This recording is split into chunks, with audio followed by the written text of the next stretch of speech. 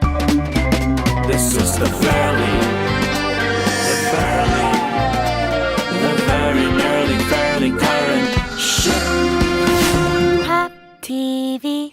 Yeah, got Jaya lah. Normally got Jaya lah kan. Hi Izham, Hello, welcome to the Fairly Current Show. thank you. Pleasure to be here. So, we just want to talk a little bit pasal PopMalaya. Okay. How did you, masa mula-mula tu, how did you kind of begin to get a sense that Malaysia and Malaysians, especially young Malaysians lah yang tinggal dekat KL kan particularly, were ready to, I guess, pakai t-shirt yang is more localized lah, you know, in terms of gambaran dia. How did that come about? It was mostly from observation. The brands that we had then macam radioactive, plastic apa semua.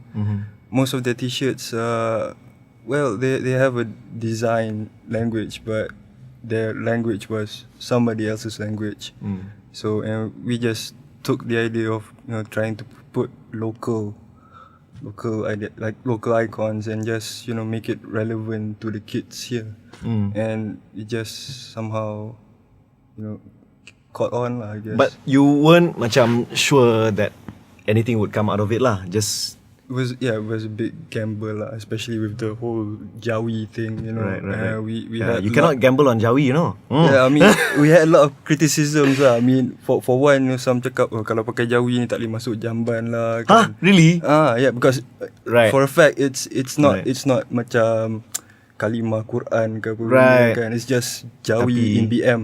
Right. Tapi And orang salah faham. most people macam cakap tak boleh macam ni. So we just thought pedulikan lah, kita buat je lah.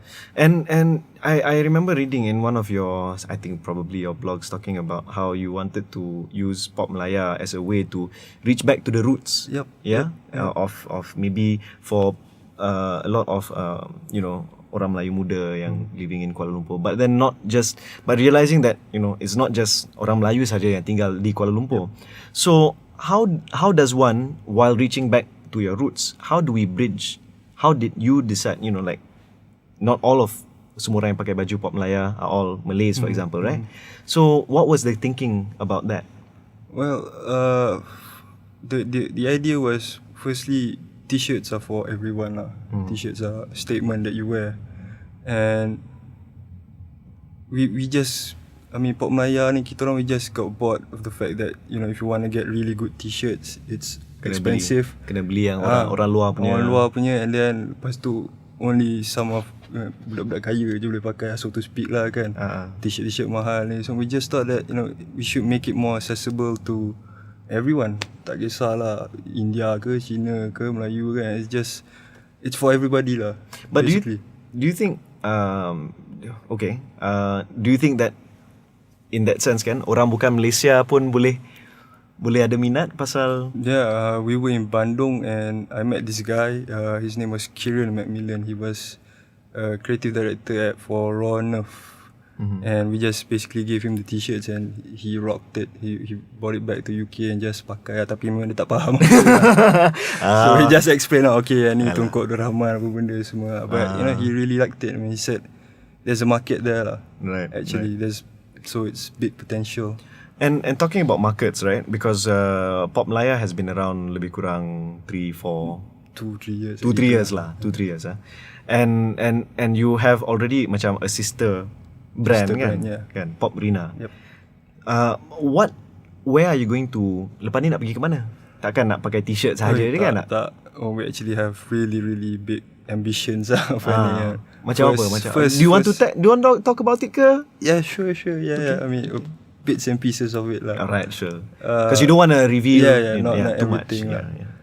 First and foremost, I think we should PopMalaya would like to really brand the whole collection, bud collection betul-betul.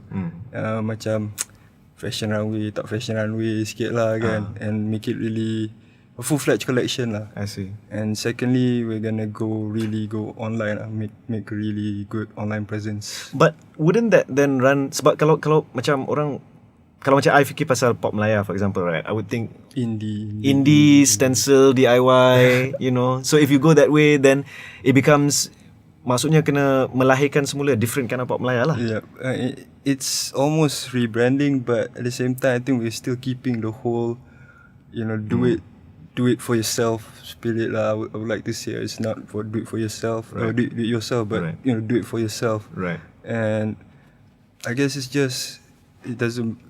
If it's like kalau macam we mass produce it ke, or just buat sikit-sikit ke, it doesn't matter. It's the spirit lah that counts. And I don't know how people would react to a collection, but to me, it's just another facet.